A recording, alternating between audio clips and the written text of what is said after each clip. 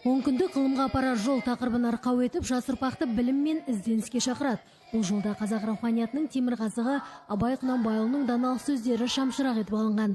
Оның терең ойлары мен тағылымды еңбектері оқушылардың жүрегіне жол тауып, ғылымға деген ынтасын оятар сөзсіз. Егер де есті кісілердің қатарында болғың келсе, күніңде бір мәртебе бір, болмаса жұмасында бір, ең болмаса айында бір, өзіңнен өзің есеп ал.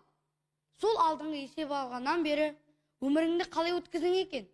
Не білімге, не ақыретке, не дүниеге жарамды күніңді өкінбестей қылықпен өткізіппісің? Қазіргі осы заманда ақпарат көп болғанымен, осы көркем әдебиеттің орны ерекше. Кітап баланың ой өрісін кеңейтетін, адамгершілік қасиеттерін қалыптастыратын ең құнды құрал. Осы 10 күндік аясында қазақ және әлем әдебиеттерінің үздік шығармаларымен танысып, өздерінің шығармашылық қабілеттерін шыңдайды деп сенеміз. Қыркүйек айында қолданысқа берілген білім ошағы келешек мектептері ұлттық жобасы бойынша бой көтерді. Мұнда оқушылардың жан-жақты дамуына бар жағдай жасалған. Қаңтар айынан бері дарындылар орталығы өз жұмысын бастады.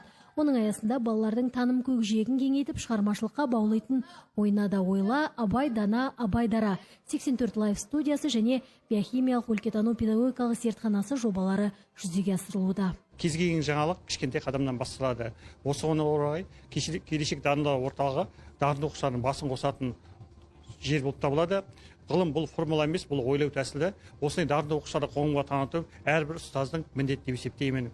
Осыған орай біз бірінші қадамдарымыз бұл мамандық таңдауға байланысты әр баланың ғылымға деген қадамын мамандық таңдау арқылы үйретуге бастадық. Ол бірінші және 11 жас арасында бұл жоба жүзеге асты. Нәтижесінде балалардың пәнге деген, мамандыққа деген, әртүрлі ғылым саласына деген қызығушылықтары арта түсті.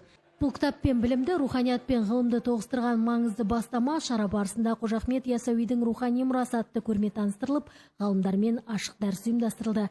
Еркін пікір алмасу алаңында оқушылар ғылымның қыр-сырымен танысып, өздерін толғандырған сұрақтарға жауап алды. Гүлдана Байқызы, Арман Досмағамбетов, Ақтөбе телеарнасы.